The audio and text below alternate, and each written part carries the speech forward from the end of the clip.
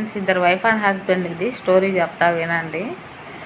ఇద్దరు భార్యాభర్తలు పెళ్లి చేసుకున్నారు, కానీ ఇద్దరు కొట్టుకుంటూనే ఉంటారు అనమాట. ప్రశాంతత అనేది లేదు ఇద్దరికి.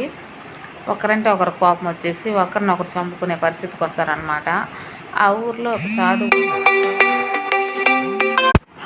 వాళ్ళిద్దరు కొట్టుకుంటా ఉంటే ఆ ఊరికి ఒక సాధువు వస్తాడనమాట.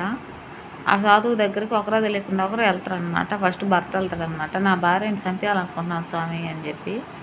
ఒక నెల తర్వాత ఆమె ఎట్లాగో చచ్చిపోద్ది, నువ్వు చంపాలేదు అని చెప్తాడనమాట. చచ్చిపోద్ది అని చెప్పేసి ఇంటికి వచ్చేస్తాడు. భార్య వెళ్తుందనమాట. నా భర్త హింస ఎక్కువైపోయింది స్వామి, అతని హింస నేను తట్టుకోలేకపోతున్నాను, ప్రతిదానికి ఏడాటం పెడుతున్నాడు, నన్ను బాధిస్తున్నాడు చుట్టుపుట్టి మాటలతో అసలు అని ఆమె చెప్తుంది అనమాట. నీ భర్తకి మారేదానికి, అతను ఇదైపోయేదానికి ఇదిగో ఈ మందు ఇస్తున్నాను, రోజు అన్నం తినే ఆహారంలో ఒక బొట్టే అని చెప్పి ఒక లిక్విడ్ ఇస్తాడనమాట. ఓకే స్వామి అని చెప్పి ఏమీ బద్ది, ఒరేరే ఒక నెలలో ఇది చచ్చిపోద్ది, దీన్ని ఎందుకు నేను బాధ పెట్టడం అని చెప్పేసి భర్త వచ్చేసి భార్యతో ప్రేమగా ఉండసాగాడు అనమాట. నా భార్య చనిపోతుంది కదా, ఎట్లాగో దీన్ని తిట్టకూడదు, ఏమనకూడదు, అది ఏమన్నా ప్రతిదానికి ప్రేమగా ఉండి ఊకొడితే సరిపోతుందిలే అని చెప్పేసి బాగుంటాడనమాట భర్త.